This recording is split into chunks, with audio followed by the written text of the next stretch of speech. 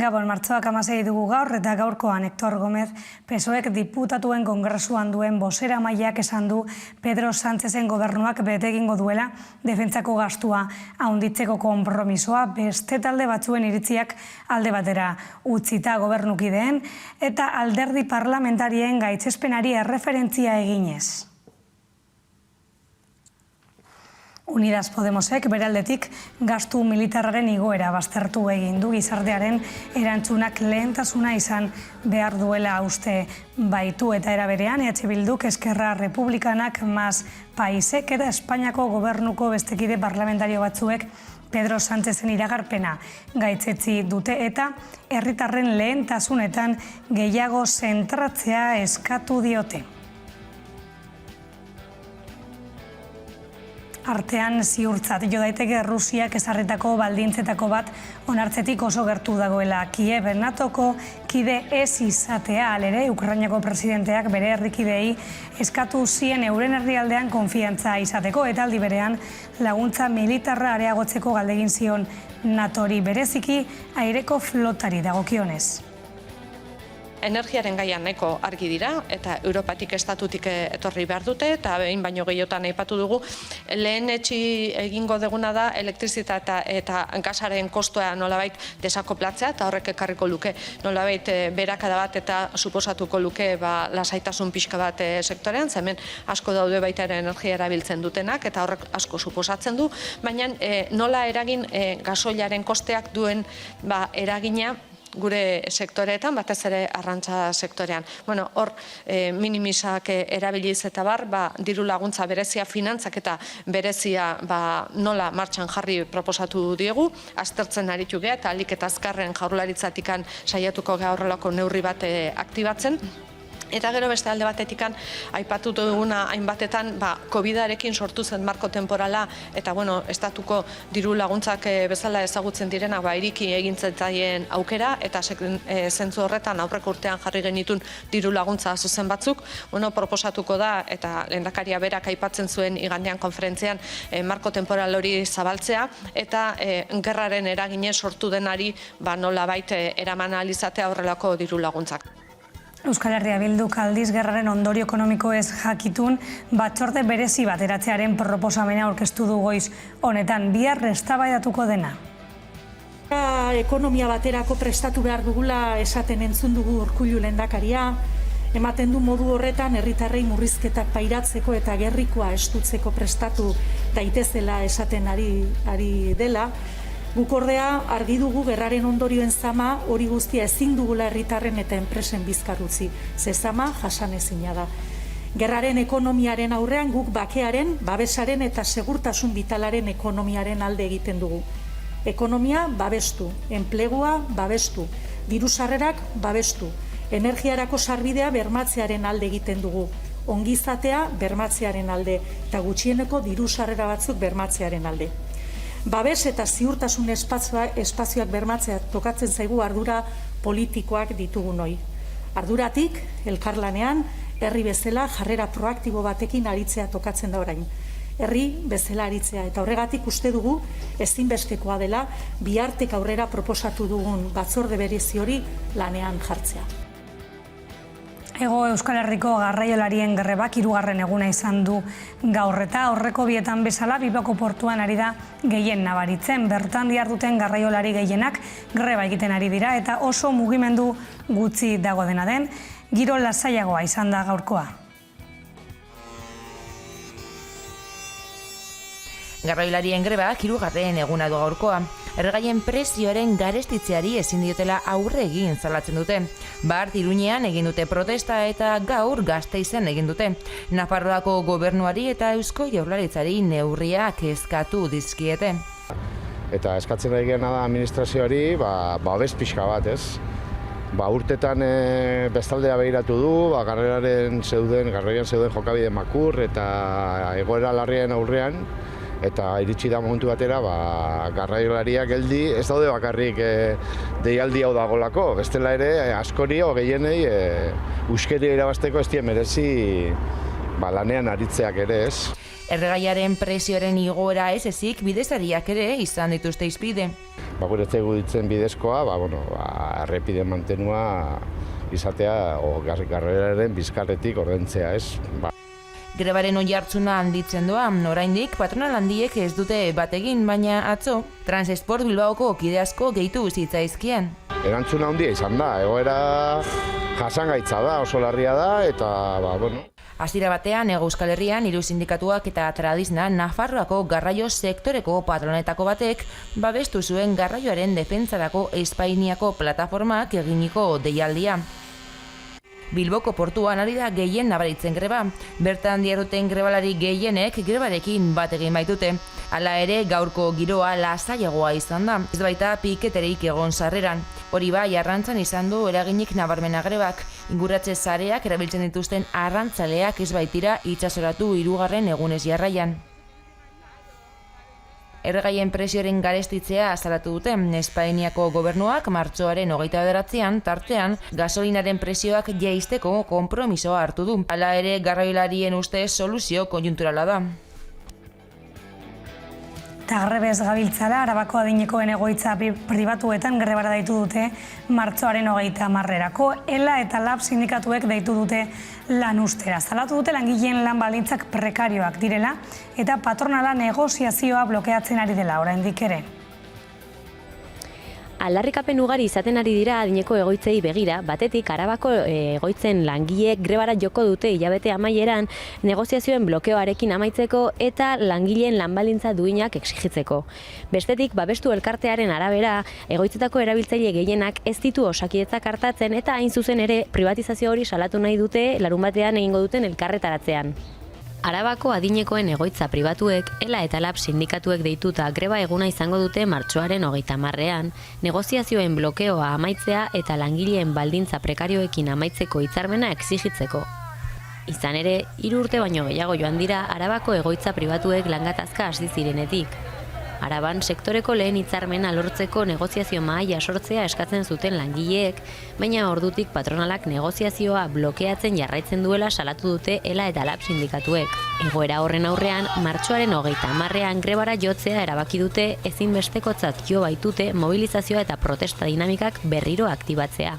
Negoziazioa mailaren etengabeko blokeoa eta ezezko ikusita ezinbestekotzat jotzen dugu mobilizazio eta dinamikak berriro aktibatzea. Horregaitik, martxoaren 30ean greba eguna deitu dugu. Horren harira, adinekoen egoitzetako senideak biltzen dituen babestu elkarteak, osasun publikoa eta lehen arretatik abiatutako zaintza aldarrikatu du egoitzako egoiliarrentzat. Izan ere, elkartearen arabera, Osakidetzak ez ditu egoitzetako erabiltzaile gehienak hartatzen eta privatizazio hori salatu nahi du. Hori dela eta, babestu Araba elkarteak elkarretaratzea egingo du larunbat honetan martxoaren 19an 12etan Foru Aldundiaren aurrean. Eta hezkuntza itunarekin lotuta ordea, hilaren 25erako grebara deitu dute hezkuntzako sindikatuek Euskal Autonomia Erkidegoan. ELAk, LABek, Estelasek eta Komisiones Obrerasek salatu dute langileen iritzia ez dela aintzat hartu eta 8 aldarrikapen nagusia aurkeztu dituzte. Araba, Bizkaia eta Gipuzkoako hezkuntza itunaren zirriborrekin bat ez datozela aldarrikatzeko greba eguna deitu dute martxoaren 25erako ELA, LAB, Estelas eta Komisiones Obreras sindikatuek eta mobilizazioak ere egingo dituzte hilaren 18an eta 28an, publikoa euskalduna eta propioa lelopean. Gure hezkuntzaren etorkizunean langileok zer esan handia dugula uste dugulako, datorren asteotarako eta legebiltzarrean emango diren bozketei begira, hemen gaur gauden sindikatuok mobilizazioak deitzeko erabakia hartu dugu. Mendua besteak beste intzitzea du helburu. Akordio zirriborro hori ez aigula gustatzen. Orduan ikusiko dugu zer datorren, baina behintzat guk nahi dugu indarra horretan egin, langileon hitza eta aldarrikapenak jasotzeko. Lege eraginkorra izan dadin zenbait baldintza bete behar direla azaldu dute sindikatuek, besteak beste publikoa izatea, segregazioari aurre egiteko helburua edukitzea eta langileen zein ikasleen eskubideak bermatzea. Oinarri hauek bete beharko dituzte diru publikoa jasotzen duten eskola guztiek. Halaber, eskola publikoko eragileek legeari buruzko eztabaida abiatuko dute. Izan ere, Euskal Herriko ikasleen gurasoen elkarteak eta eskola publikoaren zuzendaritza elkarteen federazioak eskatu dute Araba, Bizkaia eta Gipuzkoako hezkuntza legea, hezkuntza eta gizarte adostasun zabal baten emaitza izatea, eta akordioaren lehen zirriborroaren balorazio kritikoa egin dute, ez dituelako jasotzen Euskal Eskola publikoaren aldarrikapen historikoak.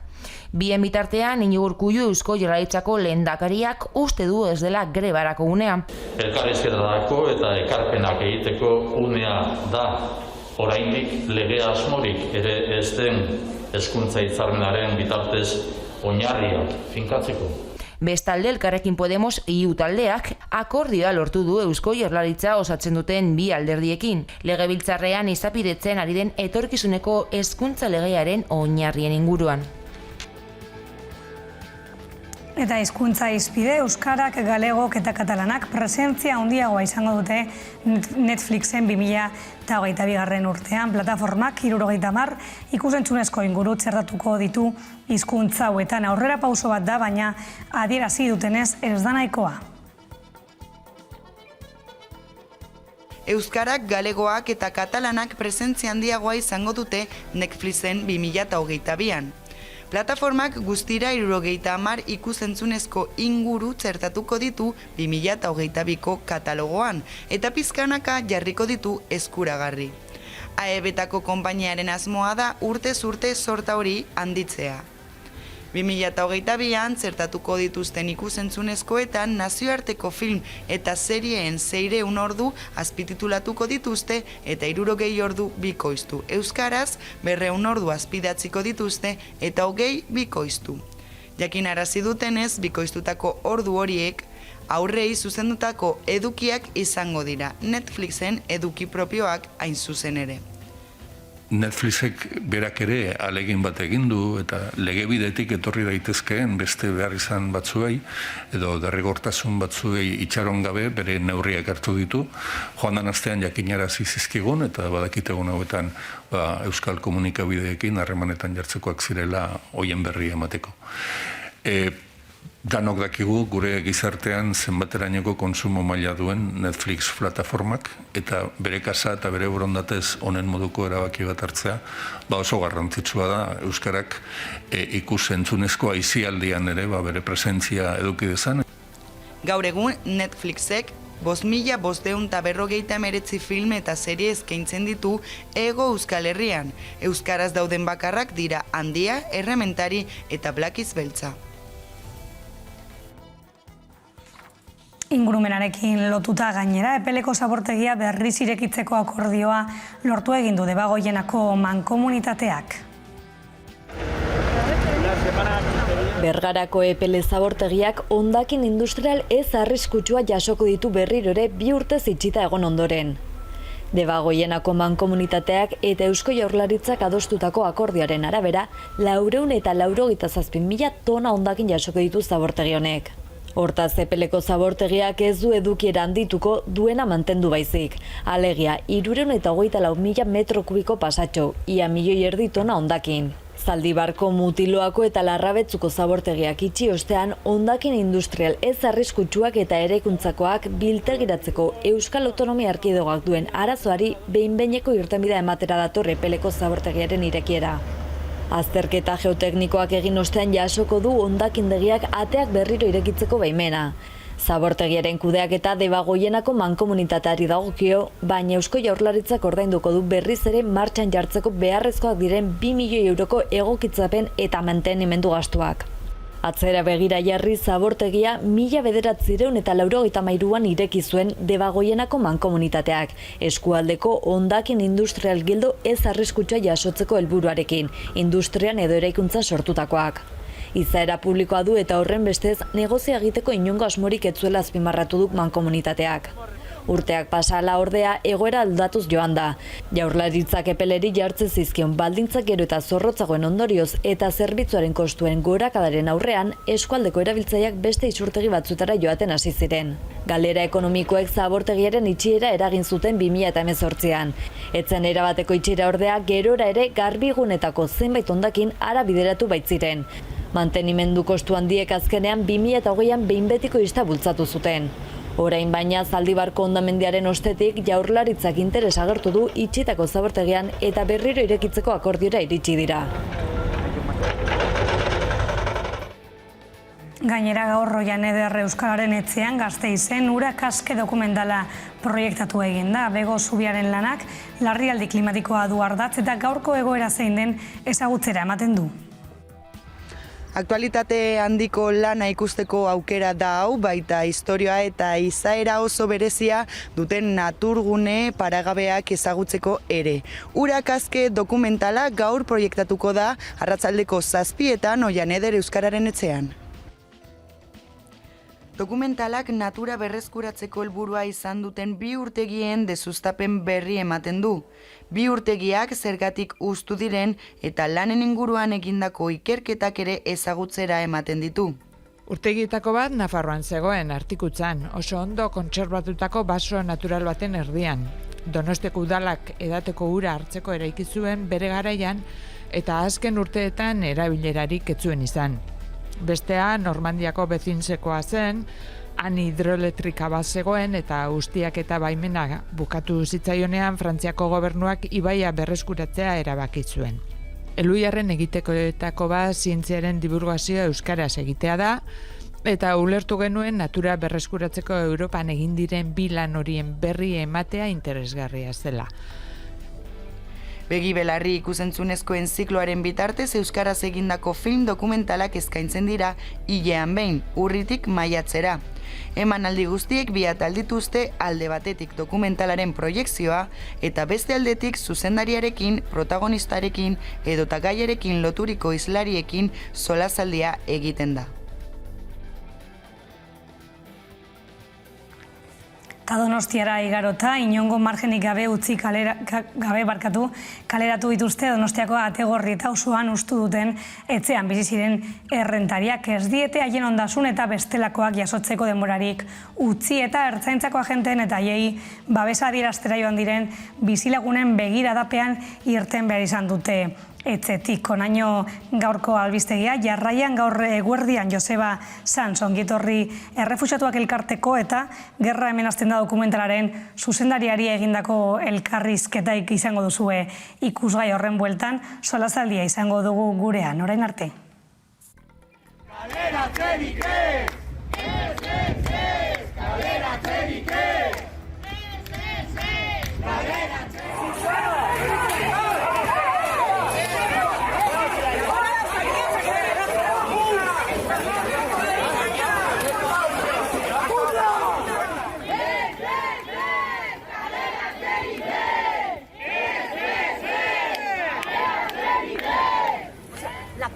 insistimos, es el fondo buitre. Y es más, hago un llamamiento en nombre de los convocantes de que en el próximo pleno del Ayuntamiento de Donosti declaren al fondo buitre Inmobiliaria Vascongadas Azora empresa non grata.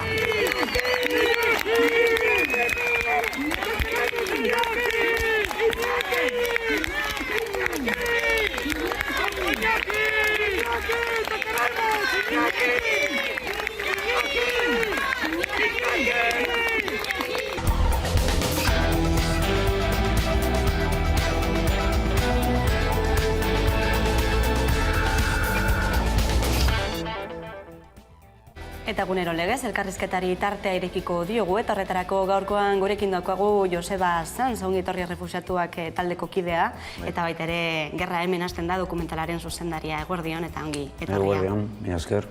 Gaia pilpilean dago, baita ere alderdi politikoen artean, armak Ukrainara bidali, ala ez hori da, eztabaida nagusinetako bat azken egunotan. Zure iritzia zein da?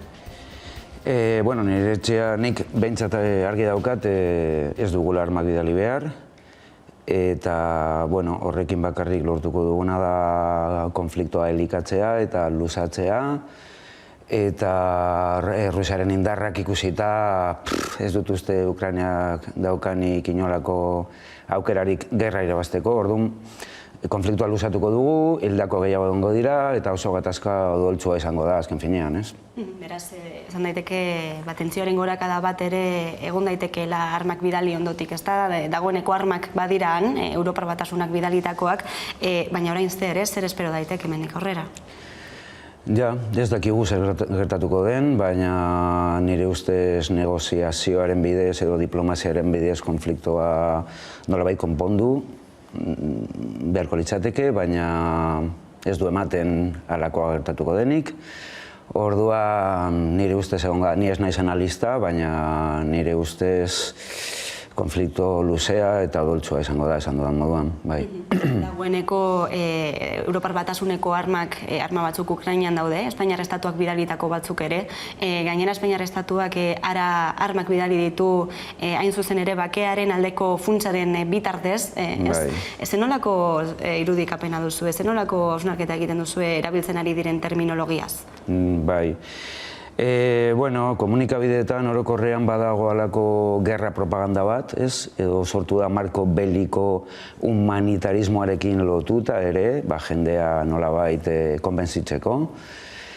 Eta bai, terminologia ere, George Orwellen liburu famatu horretan, 1984, terminoak, ez dakit, aldagarriak dira, eta orduan gerra bakea da, eta, halako gauzak, ez? Eta, bakea ministerioa gerra arduratzen da, eta gauza guztiak aldrebez dira, ez? Orduan, ez dakit, alde batetik farregarria da, baina larria da, denbora berean, orduan, ez dakit, oso marko belikoa sortu da, horren alde egon behar zara, bestela Putinien aldekoa zara, ez dago erdiko punturik, eta NATOren kontra ezin dugu egin, zera momentu honetan oso zaila, lehen dela, ez dakit, lehen dela urte bat, normala zen NATOren kontra mobilizazioak egotea, hemen Madriden ere talde antimilitaristek egiten zuten mobilizazioak, eta zen ezer gertatzen, orain kontu handia ibili behar da,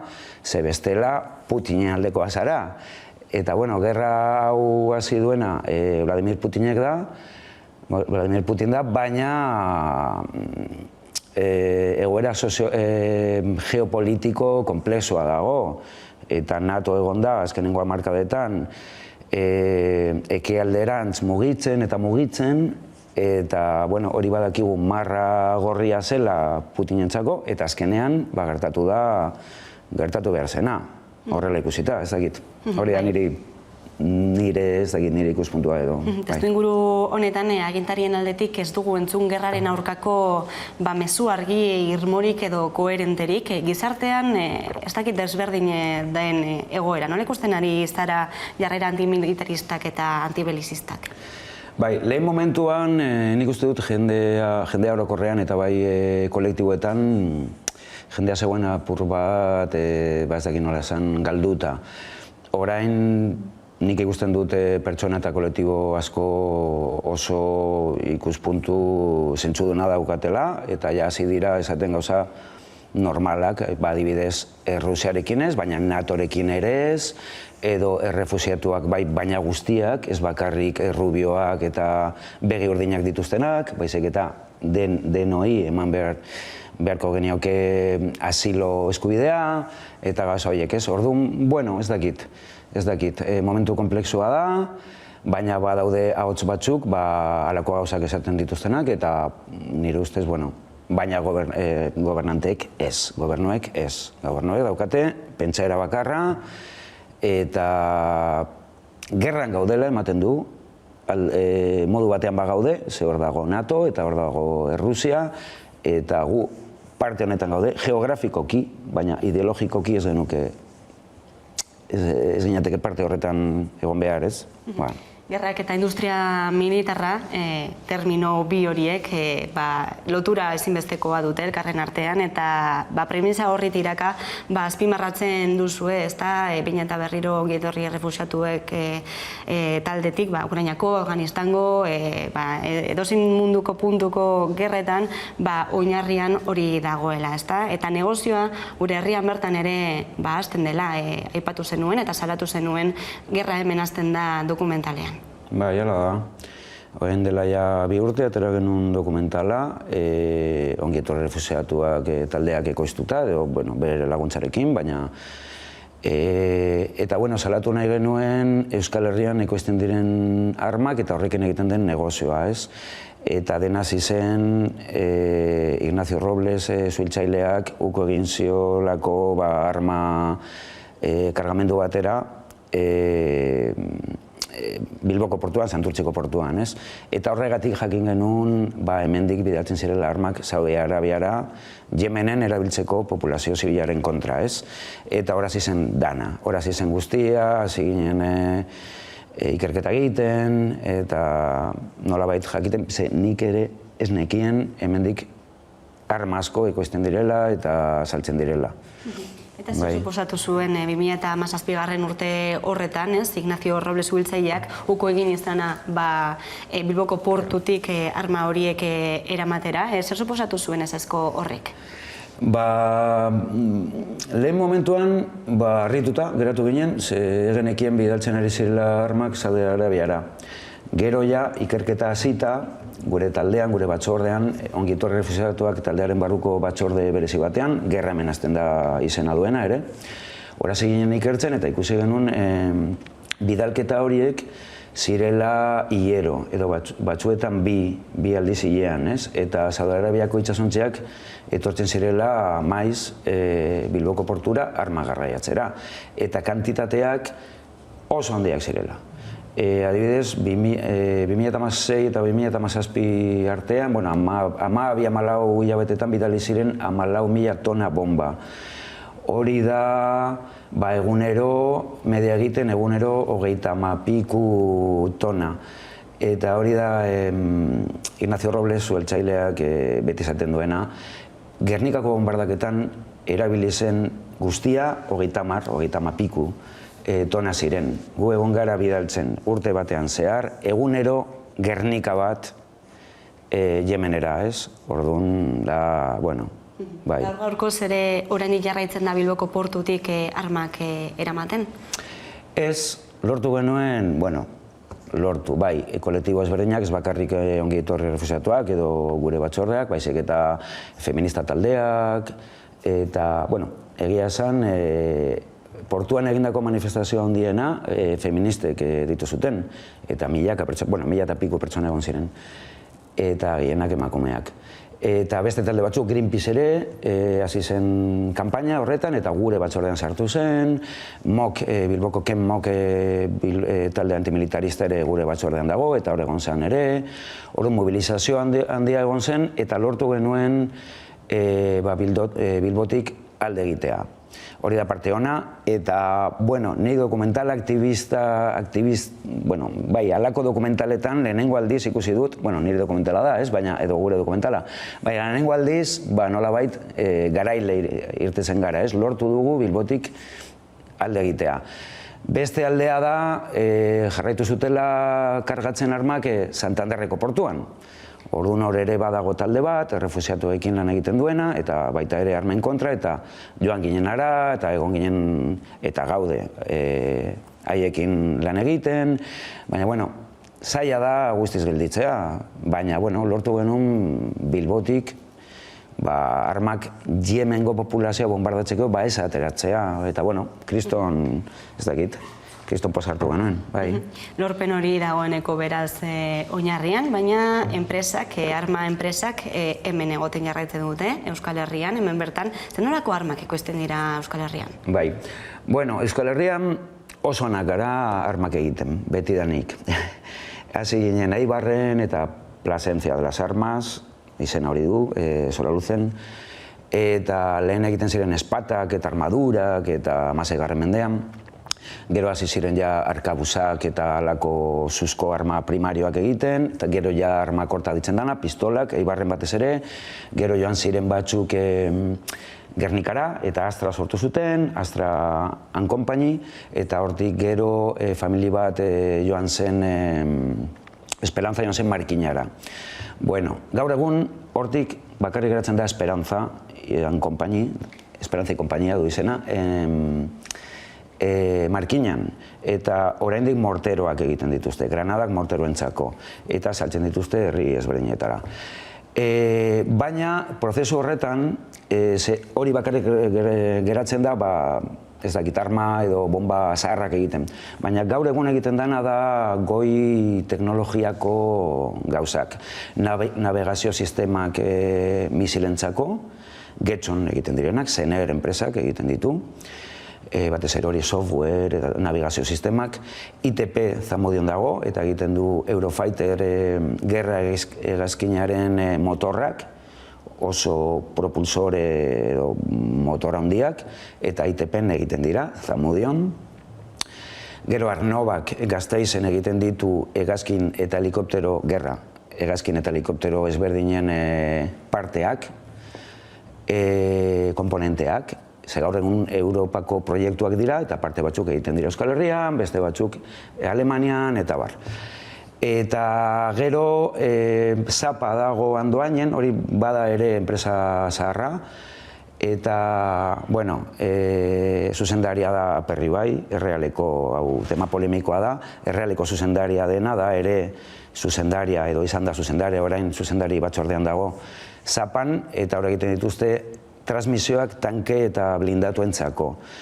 Eta Turkiara saltzen dituzte, adibidez, eta hori Andoain bertan dago, herriko jendeak lan egiten du hor, oraindik, bueno, egia esan bombas deitzen diot enpresari, bombas, trabajas en bombas, esaten dute, bombas dute du izena hor, baina, bueno, Zapa da.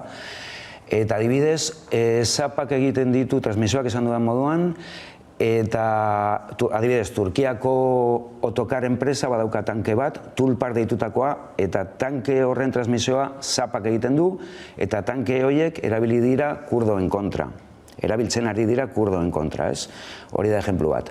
Baina gero, Eurofighterra, hemen motorra egiten dana, Eurofighterra erabili da, Saudi Arabiak erosi ditu 72 adibidez, horietakoak.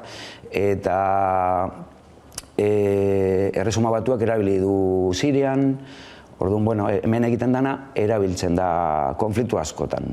Eta baita ere, Zener Getxon egiten dituen navegazio sistema misil hoientzako, misil hoiek ere erabili dira Afganistanen, eta, bueno, konfliktu guztietan erabiltzen dira Euskal Herrian egindako armak. Enpresa pribatu ez ari gara, baina erakunde publikoek zenolako papera jokatzen dute guzti honetan. Erlazio horik aldute enpresa pribatu hauekin? Bai, Eusko Jaurlaritzak finanziatzen ditu, laguntzen ditu enpresa hauek, laguntza ekonomiko zuzenen bidez, edo kreditu leunen bidez, edo bai. Eta horren alde daude, ze hori garapen ekonomikoaren barruan dago, eta bai. Eta gero banka ere, unibertsitateak ere daude sartuta, formazio programekin, konbenioak dituzte enpresa hauekin, ikasleak ikasteko, praktikak egiteko, edo doktorego programak daude, unibertsitateak eta arma enpresen artean, eta kriston, ez dakit nola esan, bueno, konglomerado dago hor, eta, bueno, hor ekonomia da importantena, haientzako. Horien bitartean, ez eta pandemia bat erditik izan, gastu militarrak ez duetenik izan Europar batasunean, ez da ere Espainiar estatuan. Orain, Ukrainako gerrarekin ere ikusten dugu, NATOk agindutakoaren arabera barne produktu gordinaren 2% igotzea dela helburu hori, gastu militar hori, baina egia da gutxi jorratu den gai bat dela, gastu militar hori, izan ere eskutuan gelditzen dena askotan, datu errealak jakitea zaila izaten dena, gobernuz kanpoko erakundek ikerketak egin behar dituztela gastu erreala zein den jakiteko, ezta? Guzti honen inguruan norabaiteko isiltasuna ere badago. Bai, isiltasuna handia dago beti ejertzituaren inguruan eta armen inguruan, bai. Eta esan duzun moduan, kolektiboak edo elkarte batzuek ikerketak egin behar dituzte. Adibidez, Espainiar estatuan importantena nirentzako da DELAS zentroa, Bartzelonan dagoena, DELAS de Centre de Estudios per la Pau, alako zerbait, eta bai, oso ona da, eta oso web horria ona dauka, eta dana saltzen du. Baina guk ere egin behar genuen gure ikerketa jakiteko zer gertatzen zen Euskal Herrian. Ez bakarrik portuarena, baizik eta zer ekoizten den Euskal Herrian. Eta gure mailan Euskal Herrian badaude Gasteizkoak, kolektiboak, kolektiboa, horrela dute izena, Gasteizkoak, eta haiek atera dituzte 2 liburu horren inguruan, eta azkenengoa markadan, eta hor oso argi dago Eusko Jaurlaritzaren laguntzak, arma enpresentzako, zenbat dirua dagoen horretan, eta gauza guzti horiek, ez? Horren informazioa egon badago, baina bai, kolektiboek egin behar dituzte ikerketa, edo halako fundazioak, edo... Eta gerra hemen hasten da dokumentala egiterako orduan, arazorik oztoporik izan duzu, elkarrizketak egiterako orduan, trabarik aurkitu duzu? Trabasko.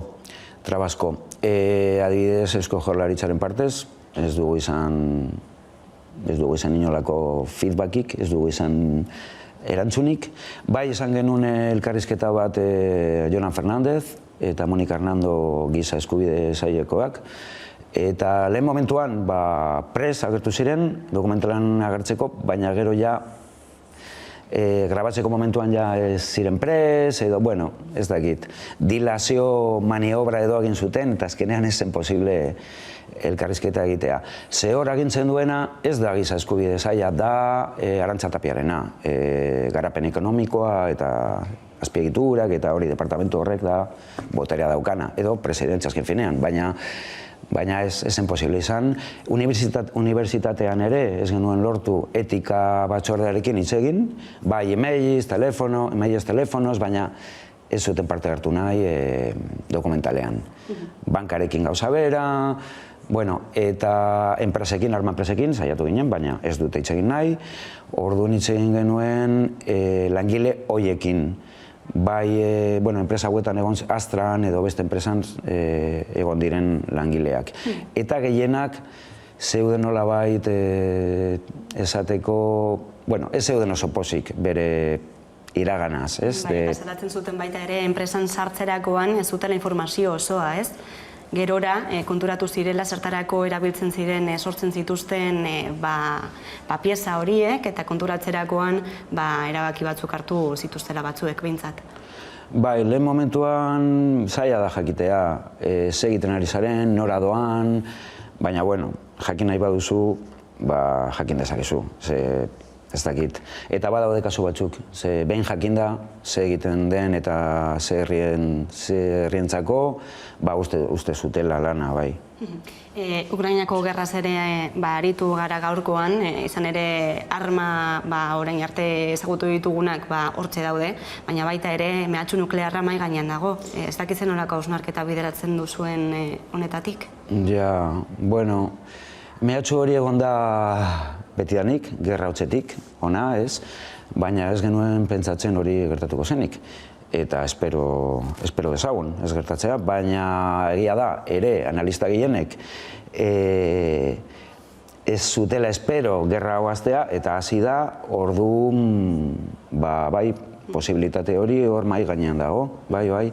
Eta, ez beti esaten da, disuasorio moduan daukatela, baina ez dakit nik, posible eritzake, bai. Bai, eta, arma nuklearrak ez erabiltzeko itun famatu hori sinadura gutxi du momentuz, beraz, ikusiko da. Dena den argi dagoena da, gerra eta armek sortzen dituzten biktimak direla gizarte zibila, bere osotasunean, Ukrainatik hainbat adibide dago, argi dago, baina Ukrainatik oraintxe bertan 3 asteko epean dagoeneko 3 milioi refuxiatu baino gehiago eragin ditu. Zein hausnarketa egiten duzue harrerari dagokionez? Bai, harrera, ondo dago, noski, jende hartzea, jendea laguntzea, bai. Baina lehen esan dudan moduan, errefusiatu berri hauek, rubioak direnak, eta, gu bez esaten dute, gu bezalakoak, ez? Eskubide guztiak dituzte, baina baita ere Siriakoak, Afganistanekoak, eta beste leku askotakoak, ez? Munduan, kalkulatzen da daudela 80.000 desplazatu eta 26.000 errefusiatu edo guztira. eta batzuk daramatzate bidean 5 urte, 10 urte, Pakistangoak, Afganistangoak, Siriakoak, batzuk daude Grezian, Turkian, eman dute urte bat, gero 5 urte Grezian, gero Balkanetan daude, Balkanetako ruta oso ohikoa da, eta saiatzen dira Italiara ailegatzen Kroazia eta Eslovenia zeharkatzen, Bosniatik, baina hor daude gehienak Bosnian, mugitu gabe ezin dute pasatu, Kroaziako polizia oso errepresorea da, eta Europar Batasunak laguntzen dio armekin eta kontrol sistemekin. Orduan, ni pasaden urtean egon nintzen voluntario moduan hor Bosnian, hilabete batzu, eta hor daude, ezin dira aurrera egin, hor daude, eta urteak pasatu dira, eta hauek, lehen momentuan daukate asilo eskubidea, ez?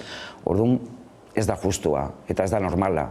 Eta ematen zen, ez zela posible asilo ematea denontzako, edo egun batetik bestera lege aldatzea, edo aplikatzea, baina orain ikusi da oso horreza dela, lege aplikatzea eta asilo eskubidea ematea. Orduan, ez dakit, oso hipokresia handia dago, ez? Bai, horregatik aldarrikatzen duzue, harrera duina denontzat, eta baita ere bide seguruak, migratzeko bide seguruak egotea, eta baita ere igaro bide humanitarioak, Ukrainak egiten ari den bezalaze, munduko beste toki batzuetan ere izatea.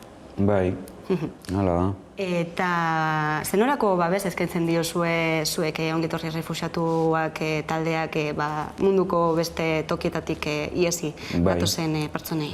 Bai, ni nago gehiago armen batzordean, gerramen azten da batzordean, baina ongitorri errefuxiatuak taldean gauza asko egiten dira. Lehenengo esango litzateke mobilizazioak eta manifestazioak. Gero difusioa, informazioa ematea hemengo jendeari.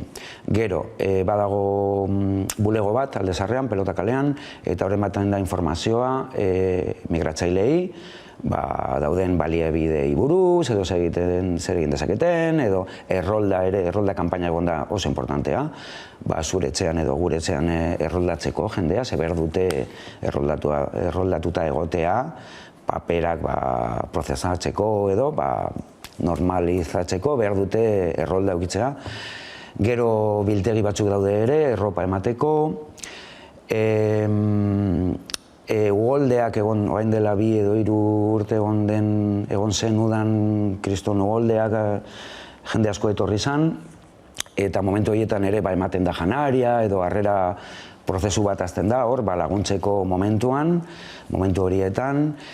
Eta, gero komisio gehiago daude, bat dago zineman zentratuta, hau da difusioa ere, ez dakit pelikulak emateko eta txarlak egiteko.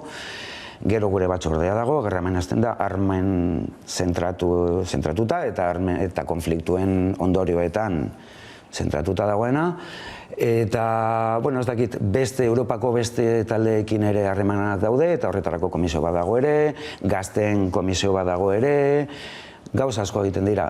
Oso plataforma zabala da, eta horren barruan denetarik egiten da. Pertsona daude, kolektiboak daude plataformaren barruan, Santurtzin ere lan handia egin dute, Zierbena zarean, zehor egon da arazo handia ere Albaniako migratzaile askorekin, hor daudela itxaroten erresuma batura joateko ferrietan, eta hor daude akanpatuta, eta hor joaten dira janaria ematera, eta gauza pila egiten dira, eta nire ustez oso plataforma zabala da ideologikoki, eta leku ona militatzeko nire ustez. Hain lan zabala eta luze egiten duena ongitorri errefuxiatuak taldea, esan duzun bezala zu zaude armak eta gerraren salaketa egiten duen talde horretan. Zer esango zenieke pazifismoa utopikoa dela esaten duten horiei? Pazifismoa.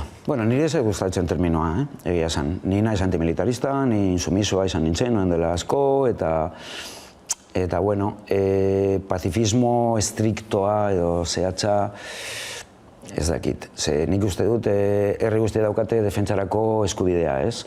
Orduan zu pazifista izan zaitezke, baina defendatu behar bazara, defendatuko zara. Orduan, ez dakit, Antimilitarismoa ez da utopikoa niretzako.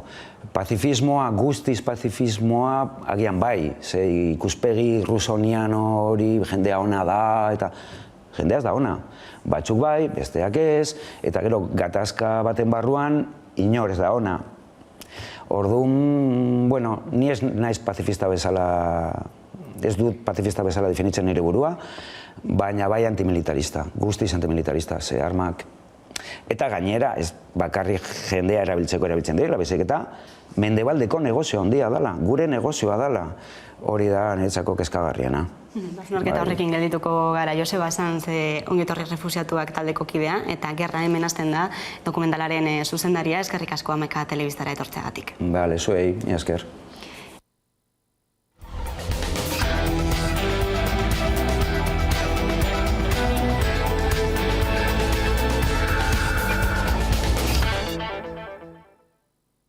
Gabon berriro gaude gaurko solasaldian, gaur gurekin Eguzki Urteaga, ondotorri, eta Jolantza ondotorri bebai. Eta lehengo gaia jorratuko dugu segidan, izan ere, Errusiaren erasoaren aurrean Ukrainako armada babesteko aurrekaririk gabeko neurri bat hartu egin du Europar Batasunak.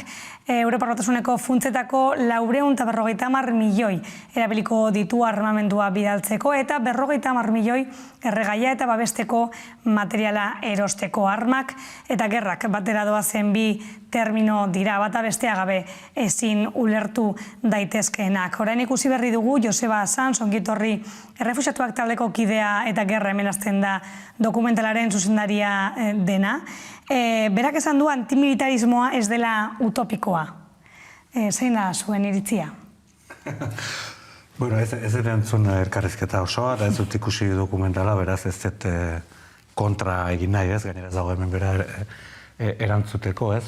Baina, bueno, utopiak berez ez okala zer txarretik esango nuk hori hasteko, ez. Utopiak beharrezkoak direla, eta bai, antimilitarismoa utopia da, zentzu batean bentsat, ez da, militarri gabeko mundu bat, hori izango litzake antimilitarismoa, eta bai da utopia baten defentsa, ez, baina hori da ere politika eta hori da bizitza, ez, gaur ezinezkoa dena, bihar posible egiteko, lan egite edo borroka egite edo dena delakoa, beraz, ongi etorri utopia hori ere. Ez dakit erantzun dizu da, baina. Nik esango nuke, Europar Batasunera etorriaz, gogoratu behar da, Europar Batasuna sortu zela Bigarren Gerra Mundiala bukatu eta urte gutxitara, batez ere Alemaniak eta Frantziak inpulsatuta, ebitatu nahi zutelako, Hirugarren Gerra Mundial bat, eta bereziki Europako herriak bertan inplikatuak izan daitezen. Beraz, helburu nagusia, eta esan daiteke Europar Batasunak arrakasta bat eduki badu, izan dela, ebitatu duela bere estadukideen arteko gerra bat gertatu da inez. Bere inguruan gertatu dira, hasieratean Jugoslavian gertatu zen gerra, eta kasu honetan Ukraina eta Rusiaren artekoa, ez? Argi da ona da, eta hori duela bi aste jadanik komentatu genuen, ez dago diplomazia sendorik, ez baldin badaukazu ejerzito sendorik une berean. Alegia dira txanpon bereko bi aldeak, ez? Eta Europar Batasuna saiatu da diplomazia espezifiko bat eta propio bat edukitzen, baina ez dauka defentsa propiorik. Eta kasu honetan ikusten ari gara horrek zer nolako ahulezia suposatzen duen. Baina une berean gerra duela 3 aste hasi da eta 3 astean Europak revoluzio filosofiko oso sakon bat egin du, bere doktrina berplanteatu du, ikusi da estadukideak prest daudela orain gastu militarra handitzeko, estadukide bakoitza prest egongo litzateke PIB-aren 2% iristeko, gogoratu dezagun Trumpek preseski luzaroan hori eskatu ziela NATO osatzen zuten herriei, alegia beraien gastu militarra handitu zezaten, hor batez ere Erresuma Batuak eta Frantziak bazeukaten gastu maila altuago bat, baina beste herri batzuk, Alemania eta Espainia bezala, zeintzuk azken urteetan beraien gastua asko murriztu zuten. Espainiaren gastu militarra da PIB-aren 1,02, eta Alemaniak ere azken urteetan asko jetzi zuen. Hain da egia non pasaden 500.000 soldadu izatetik 200.000 soldadu izatera, eta bere gastu militarra asko jetzi da. Eta iritsi da situazioa batera non bere lurraldearen defentsa propioa ere bermatzeko ezintasun egoera batean dagoen. Eta horrek bultzatu du Alemaniako lehen ministroa adieraztera gastu militarra edo 100.000 milioi eurotan handituko zuela. Eta horrek doktrina aldaketa bat suposatzen du Alemaniari dagokionez. Are gehiago kontutan izanik horrek ze kutsu historiko daukan, zeren Bigarren Gerra Mundiala bukatuta eta ikusita nazismoak zerrenako sarraskiak eragin zituen, hortik aurrera Alemaniak esan zuen, tamaina txikiko ejerzito bat eukiko zuela, besteak beste ez kezkarik sortzea gainontzeko herrien artean, ez? Hor doktrina aldaketa bat dago, bai estadukide bakoitzaren kasuan, eta baita Europar Batasunaren kasuan ere bai. Eta horrek uste dut, urrengo urteetan ondorioak izango dituela, gastu militarra ondituko baitute herri gehientsuenek. Espainiar Estatuak eta baita Europar Batasunak jada bidali ditu armak Ukrainara. Bakearen aldeko funtsaren bitartez egin dute bidalketa. Zer iruditzen zaizu erabiltzen ari den terminologia? Armak bidaltzeari bake deitzea. Bakearen aldeko funtsa. Betiko terminologia da, ez da oso berria, ez? Iruditzen zaite bakea beti gerrari lotuta egon den zerbait dela, ez?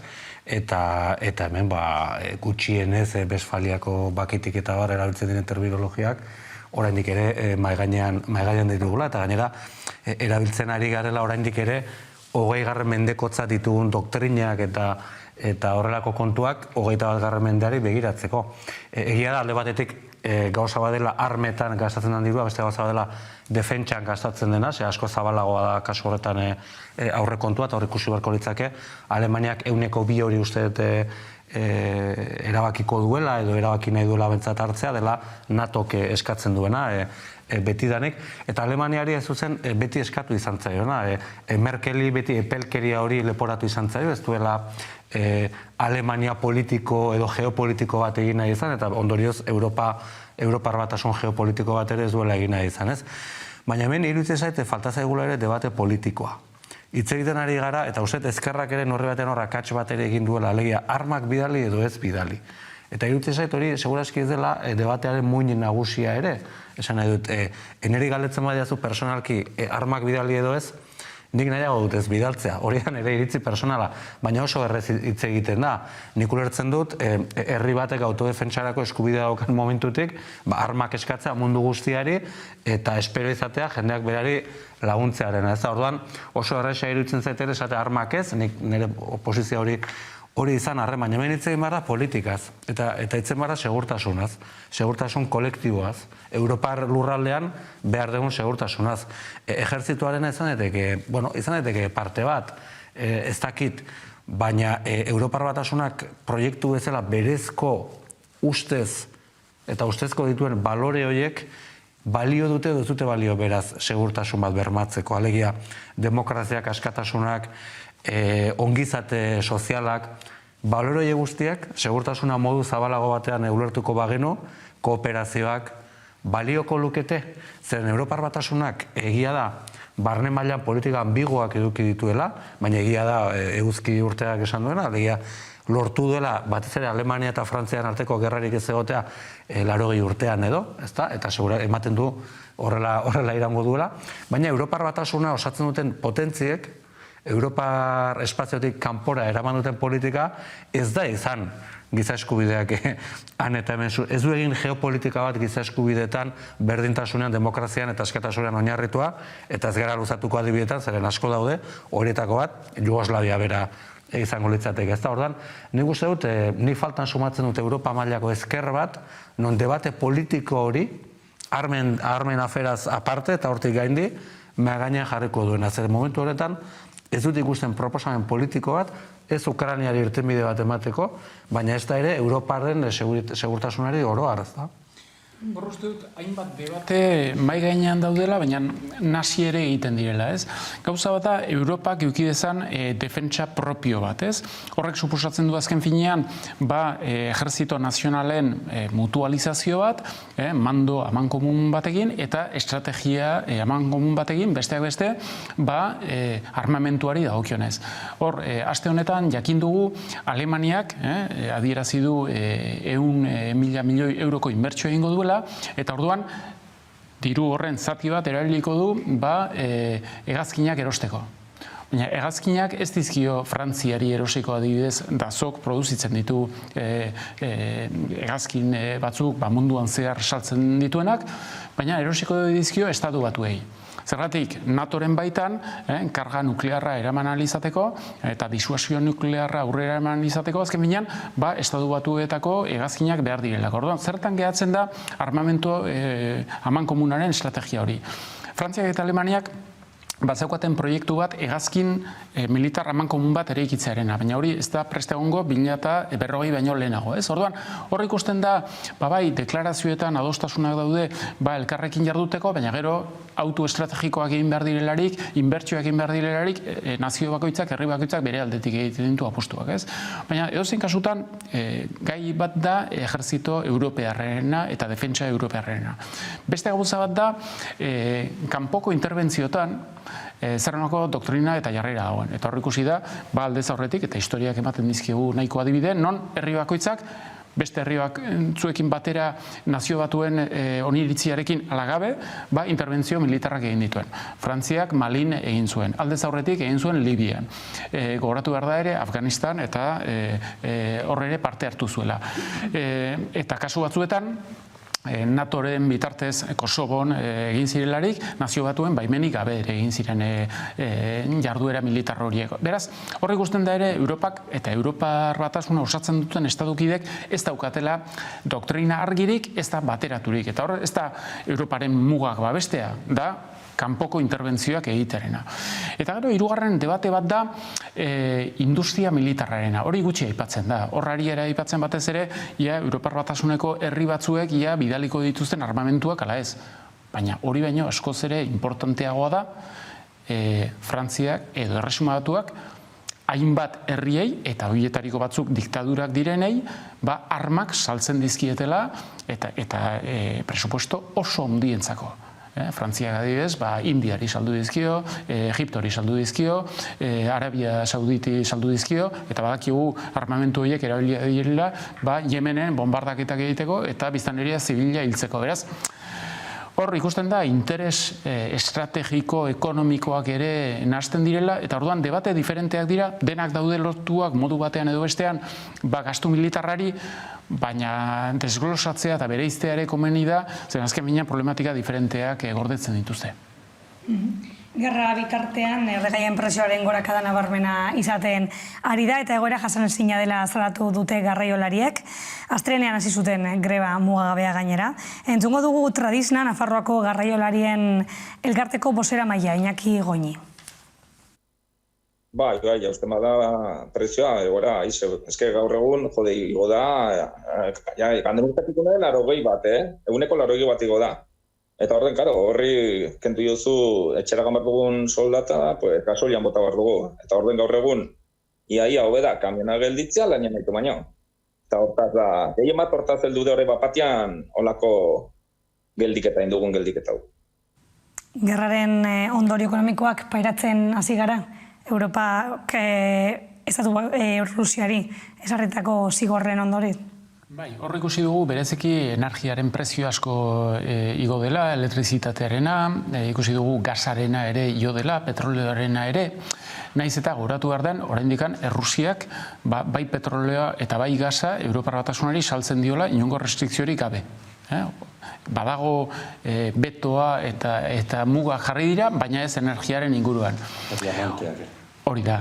Horrekin esan nahi dudana da, espekulaziotik ere badagoela. Pasaden astean Bretainan nengoen, eta han ikusi nuen gasolindegi batean, gasoilaren prezioa, gasoil arruntarena zen 2,23 litroa. Eta horrek, noski, izugarrizko inpaktua dauka, ikusten ari gera, sektore ekonomiko gehientsuenak inpaktatuak daudela, garraiolaritza horietariko bat da. Baina zer gertatzen da, hor greba hasi dute astelehenaz geroztik, eta horrek beste sektore batzuk ere inpaktatzen ditu. Hornikuntza arazoak planteatuko dira hemendik egun gutxitara, baina arrantzaren sektorea jada inpaktatu du. Zergatik, zeren alde batetik, gasolaren gorakadak eragiten du itsasora joateak rentable ez dela, baina joaten badira ere eta arrantzatik ateratako produkzioa portura ekartzen badute ere, gero ez dago kamioirik arraioiek toki batzera eta bestera garraiatu ahal izateko, beraz, erabaki dute ez ateratzearena, ez? Eta argi dagoena da, horrek irauten badu, eta hainbat sektore industrialetan hornidura arazoak ikusten ari dira, eta horrek suposatzen du hainbat planta erabat edo partzialki gelditu behar direla, horrek bola de nieve efektu bat ere eduki dezakela, batez ere denboran irauten badu, ez? Hain da egia non Europako herri batzuetan, Frantzian adibidez, erabaki du gobernuak 15 zentimo litroa jeistea. Zergatik, hemendik lau astera hauteskunde presidentzialak daudelako, eta orduan, komeni dalako jendea ez dadin gehiegi eserretu, zen gogoratu behar da, txaleko horien mugimenduaren jatorrian zegoela preseski,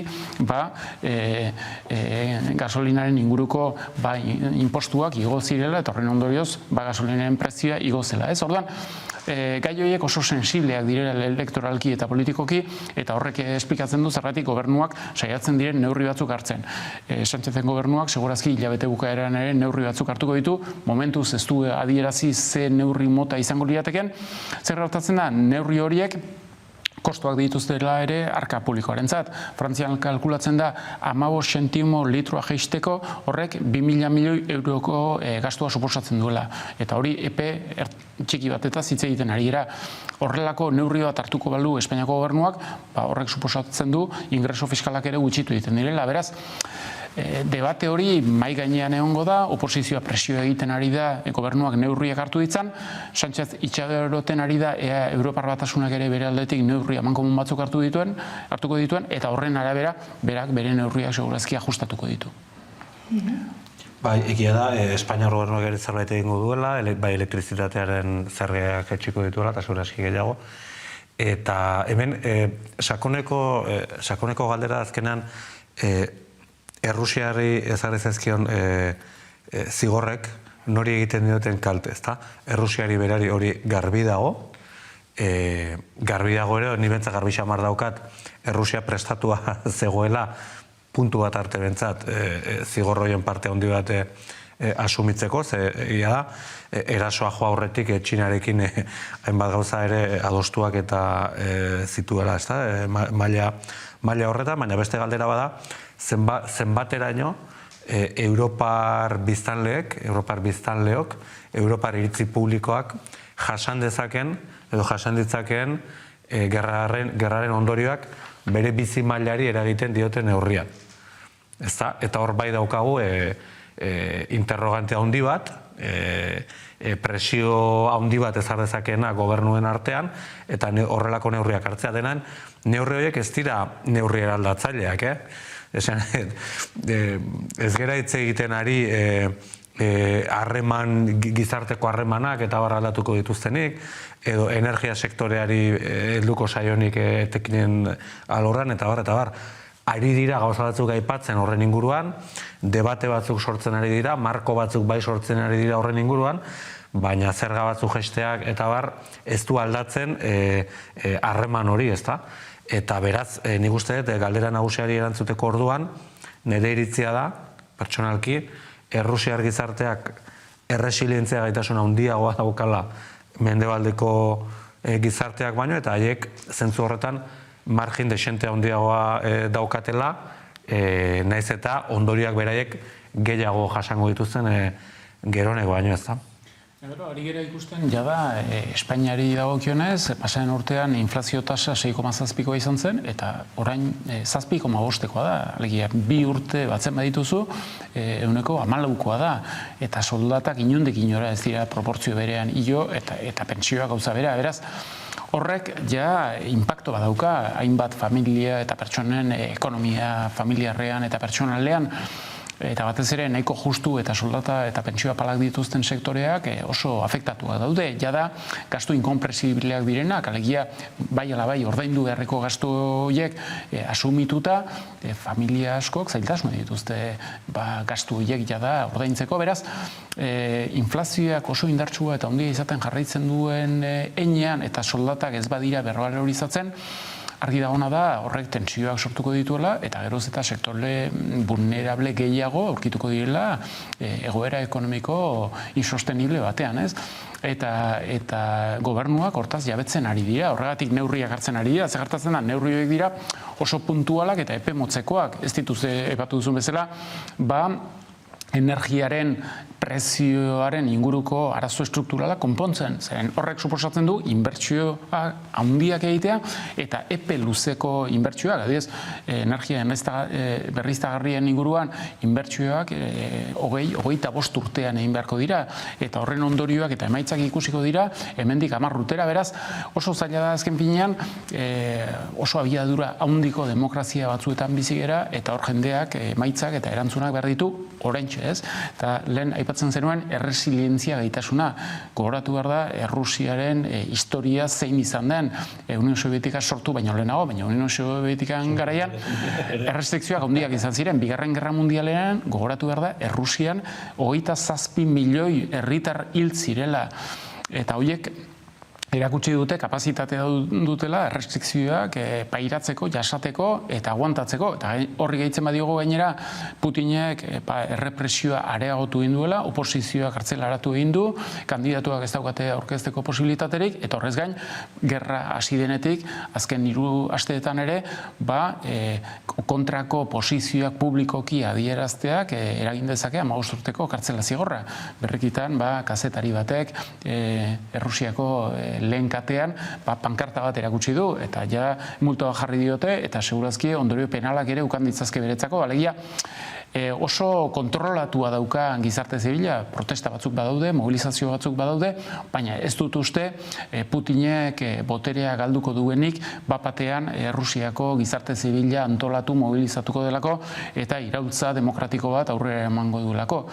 Aldez aurretik segurazki aurrerapen militarrak lortuko ditu eta gero agian akordio batzutara iritsiko da Ukrainako gobernuarekin, ez? Orduan, batzuk esaten dute, Errusiako gizartea mobilizatu behar dela, eraldatu behar dela, revoluzio bat egin behar duela. Nik ez ditut horren zantzuak ikusten SP motzean eta SP ertainan ere. Itzirik horren inguruan? Epatu izan dugu, ez? Hor fantasia bat ere badaukagu, ez? Gu, ez dakit guzkita biokuz eta adin ez gera oso urrun ibiliko, berani baino kirol gehiago egiten du, beraz, seguro itxura hauek mantentzen duela, ez da? Baina gu bizigaren garaian guri kontatu digute fantasia bat, eta da, badagoela Errusiar gizarte bat bere tiranoengandik askatu nahi duena eta mendebaldea besarkatu nahi duena. Eta normala da, Errusian egon izana eta oraindik ere egotea gizartearen zati bat, zeinak mendebaldeko oparotasun materiala ikusita, noski onantz begiratu dezakena, edo aspirazio bat eduki dezakena hemengo bizimaila hori imitatu edo hemengoa bezala bizitzeko, ez? Baina Errusian ez dago benetan, eta gainera Errusian historia epatu dezunez fase ezberdinak izaten dira, eta bi korronte nagusi daude ideologikoak, bata da Europa zaleagoak direnak eta bestea dira eslabofiloak edo deitzen direnak, ezta? Eta aro ezberdinak bizi ditugu, Gorbachev Europa zalea zen nabarmen, Stalin eslabofiloa zen nabarmen, Pedro lehenaz txarra hundiura izan zen Europa zale bat, eta bar. Eta momentu honetan gaude fase eslabozale batean, eta Errusiako ideologia nazionalista kontserbadorea. Gainera, Elizaren eragin politiko gero eta handiago eta nabarmenago batekin, ikusi besterik ez dago alderdi komunistak egiten dituen adierazpenak. Eta egia da, alderdi komunistako sektore bat bai azaldu dela gerraren aurka, baina Ziuganovek esaten dituenak, hemendik ezin ditugu interpretatu, hemengo ezkerreko alderdi batek esango lituzkeen ekin bat esanet, ez dauka zer ikusirik, ez? Eta beraz, Errusiar gizartean ez dago mobilizazio horiek artikulatu ditzaken indar politikorik. Putin erori daiteke, horretaz hitz egin izan dugu, gertatu daiteke zergatik ez, 70 urte uste baditula berak ere, baina bere alternatibak ez du zertan Europa zaleagoa izan, irekiagoa izan, eta gerraren aurkakoagoa izan ere. Nik uste dut hori ulertzea eta ikustea oso importantea dela, eta Europak ere bere fantasiak alde batera. Nik uste dut irtenbide politikoetan sartu behar dela errespetu komun bat, espazio bat partekatzen dugu, Errusiak eta guk, mendebaldeko Europak, nik uste dut, historikoki, kultura bat, izaera bat, baina desberdintasun handiak ere baditugu. Kontua nola, ekialde hori eta mendebalde hau, nola elkarrekin konpondu, ze soluzio politiko bilatu, elkar errespetatuz, bentsat, harreman, nazioarteko harremanei dagokionean. Uste dut, ulertzeko Putinen... Azkeneko apunteak, minutu terdi gutxi bakoitzak. Uste dut, ulertzeko Putinen erabakia Ukraina erasotzeko, kontuan izan behar da, 1991an Union Sovietika desegiten delarik eta bertan bera geratzen delarik, hor, mendebaldeko herriek bi akats egin dituzte. Bata izan da, OTANen hainbat herri barneratu dituzte, ordura arte, Errusiaren sateliteak zirenak, eta beste aldetik oso jarrera arrogantea eduki du eta saiatu dira Errusia humiliatzen. Eta Putinek obsesio bezala eduki du ez bakarrik gizon indartsuaren figura enkarnatzearena, goratu behar da, bera baino lehenago izan zirela Andropov, Txernienko, gero Gorbatsov, eta gero Yeltsin. Eta Yeltsinek bugatu zuen, erabat alkoholizatua, zartua, eta inongo autoritaterik gabeko arduradun politiko bezala, ez? Eta Putinek justu kontrako jarrera eta figura enkarnatu nahi izan du. Baina berriz ere nahi izan duena izan da, Errusiari bere potentzia itzuli, berriz ere bere arrotasuna itzuli, eta erakutsi Rusiak oraindikan pixua daukala eta aktore importantea dela nazioarte mailan. Eta hori behintzat Putinek hori lortu du, eta horregatik maila batean lortzen du ere hauteslegoaren zati importante batek bere alde egitea oraindik gaur egun. Oso labur, bai. Hori da, bai. Hori da azkenean gako guztia, ez? Hau guztia ez da Ukrainiari buruzkoa, bada, Ukraina horren parte bada, baina hau guztia da Errusiak lurralde edo nazio estatu buru jabe soberano indartxo edo potentzia bezala munduan daukan tokia. Hori da jokoan daukan Errusiak momentu honetan. Horregatik, ezin ditu gauzak ulertu txikira bakarrik da, Errusiak bere burua nola ikusten duen, mundu mailean dagoen edo etor daitekeen rekonfigurazio multipolar honetan, Txinaren aurrean, Europaren aurrean, Estatu Batuen aurrean. Eta Errusia jokatzen ari den gerra eta jokatzen ari den partidua, hori da ez zuzen ere. Txinak bizi izan zuen bere humilazioaren mendea dituzen ura, Europar potentziak sartu zirenean Txinan eta ura ja gainditu du. Errusiak bizi du bere humilazioaren mendea ez, baina hamarkada bentsat bai, 80.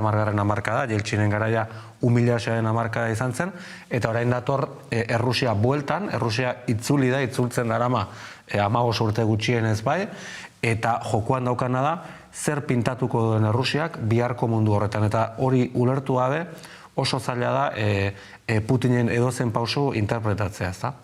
Honekin geratzen gara, mila esker bigote gurekin beste binegoteagatik. Eta zueko goratu bihar hemen egongo garela berriro, gaueko 9:00, laurden gutxitan eguneko gakoak aztertzeko. Mila esker eta gabon.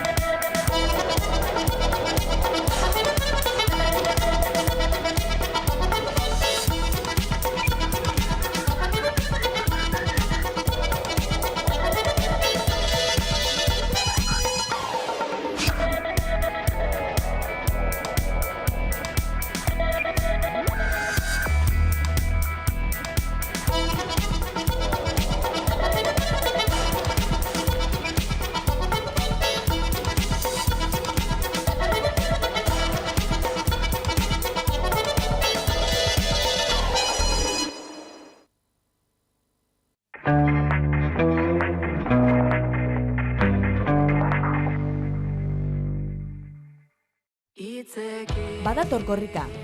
Hitzetatik ekintzetara. Euskaratik eta euskaraz. Korrika badator eta azken urteetan bezala gurekin jarraitzeko aukera izango duzu. 24 orduz etengabean. Ohiko emisioan eta webgune berezian. Aurkitu, ikusi, partekatu, deskargatu zure kilometroa. korrika22.hamaika.eus. Aurten ere, korrika 11.